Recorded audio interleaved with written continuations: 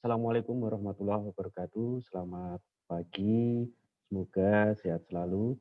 Baik, pada pagi hari ini kita akan belajar berkaitan dengan karakteristik budaya Barat.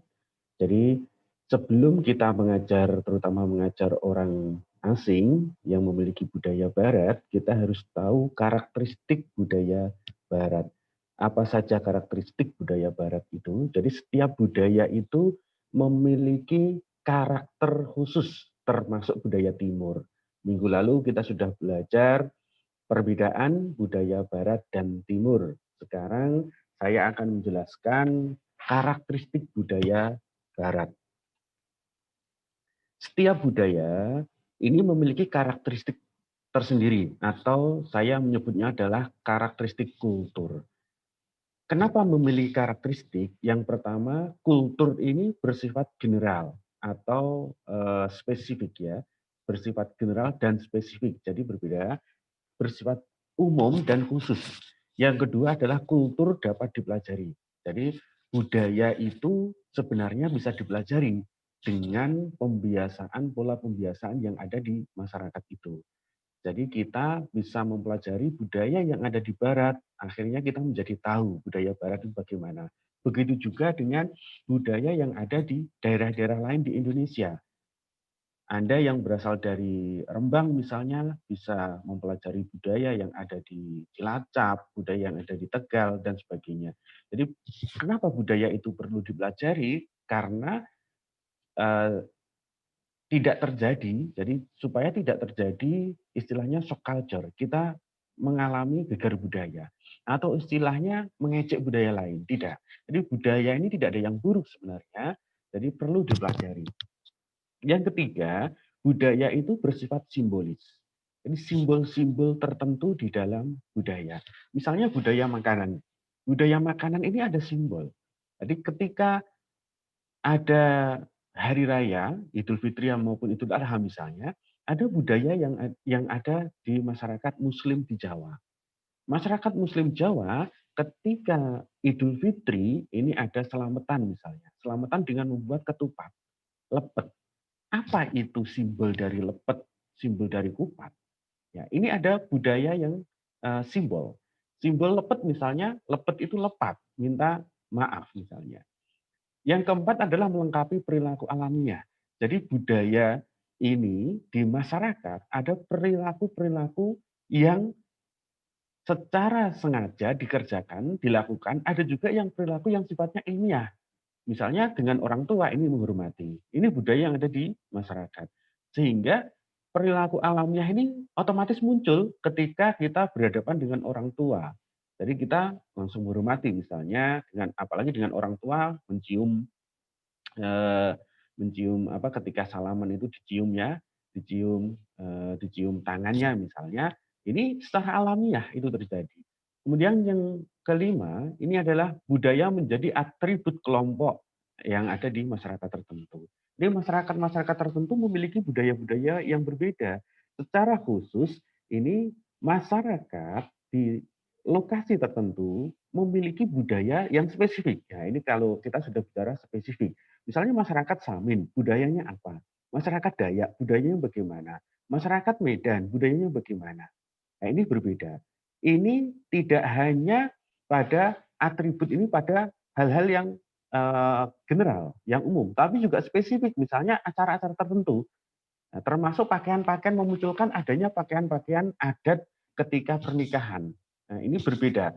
Adat Jawa, Jawa saja adat mana yang dipakai? Solo, Semarangan, atau Pantura, atau Tegalan. Ini berbeda. Jadi atribut-atribut ini tidak sekadar menjadi atribut perilaku, tetapi atribut yang dipakai di masyarakat tertentu. Ini juga berbeda. Termasuk tadi misalnya upacara-upacara pernikahan. Pernikahan pun atributnya berbeda, mulai dari pakaian sampai tata cara pernikahan. Ini menjadi berbeda di kelompok masyarakat tertentu.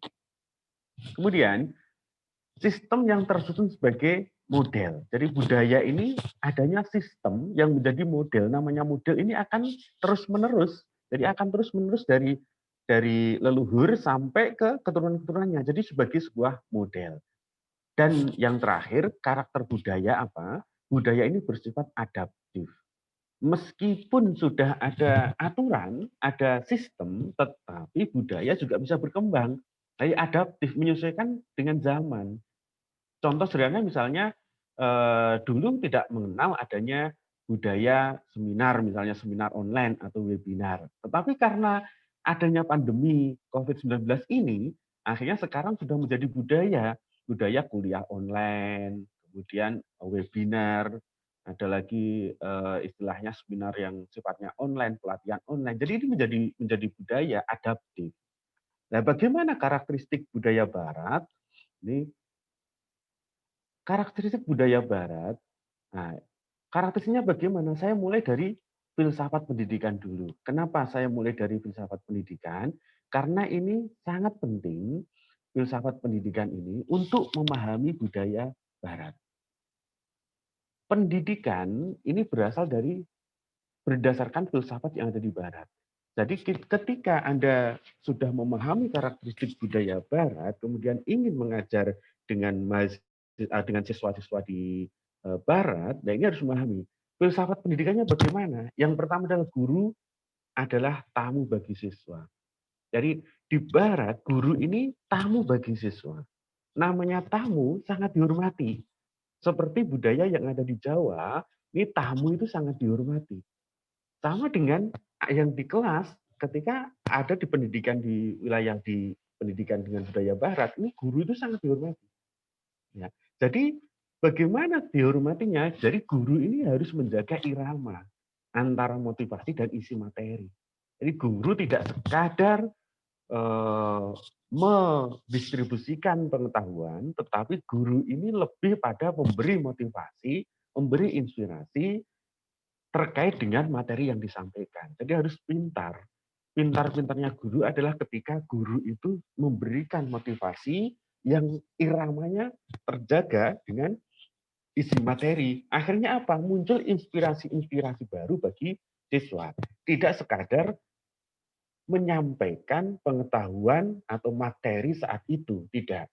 Jadi guru itu sangat sangat sentral yang ada di filsafat pendidikan Barat. Meskipun dalam kenyataannya di pendidikan Barat ini aktivitas siswa lebih diutamakan.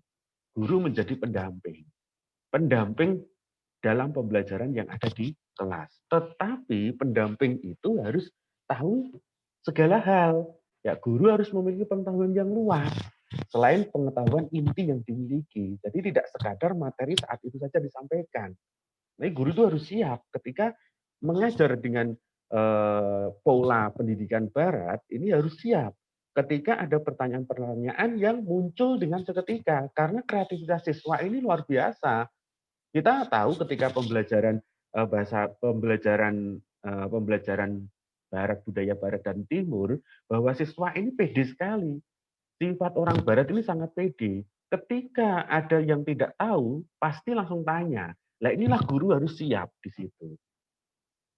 Apalagi ketika mengajar bahasa Indonesia untuk orang asing, wah ini harus siap.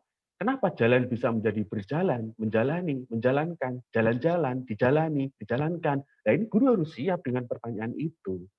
Jadi apapun itu, pengetahuan yang dimiliki, ini menjadi sangat penting. Ini, kalau Anda mengajarkan bahasa Indonesia, tata bahasa, Anda harus memahami tata bahasa bahasa Indonesia. Paling tidak paham morfologi, paham sintaksis. Nah, ini menjadi penting. Untuk apa? Untuk menjaga atau ketika antisipasi ketika ada pertanyaan-pertanyaan aneh yang muncul. Ya. Atau pertanyaannya misalnya Anda ketika mengajar sastra untuk orang-orang Barat, Anda mengatakan puisinya W.S. Rendra. Ada pertanyaan aneh, WS itu kepanjangannya apa? Nah ini harus siap. NHD ini, NH itu kepanjangannya apa? Harus siap menjawab. Bagaimana kalau Anda tidak siap? Ya susah. Jadi guru itu harus memiliki pengetahuan yang luas selain pengetahuan inti yang dimiliki. Kemudian yang keempat, guru harus mampu menjadi sumber dari berbagai ilmu pengetahuan. Makanya menjadi guru itu menjadi berat ketika Anda akan mengajar di budaya Barat. Jadi harus harus benar-benar menguasai ini. Ini menjadi PR kita semua sebagai orang sebagai pengajar ya, pengajar bahasa Indonesia terutama untuk orang asing. Saya kira itu singkat materi kita untuk hari ini. Kemudian tugas Anda adalah Anda memahami materi ini jelas menjadi tugas Anda. Kemudian yang menjadi tugas untuk pertemuan selanjutnya ini adalah Anda menyampaikan budaya-budaya yang dimiliki oleh masyarakat di sekitar Anda. Ini sudah Anda tulis minggu lalu. Kemudian Anda kira-kira ada tidak karakteristik yang ada di budaya yang dimiliki di masyarakat itu. Jadi bagaimana karakteristik budaya masyarakat sekitar Anda. Ya ini silakan Anda jawab, nanti Anda bisa berkomentar di video ini atau silakan diskusi di forum diskusi di Elena. Ada tidak karakteristik budaya di masyarakat Anda tinggal saat ini? Kalau ada, silahkan Anda sebutkan, kemudian dijelaskan apa karakteristiknya. Begitu. Saya kira itu. Terima kasih untuk pertemuan hari ini. Semoga ada manfaatnya. Saya akhiri. Selamat pagi.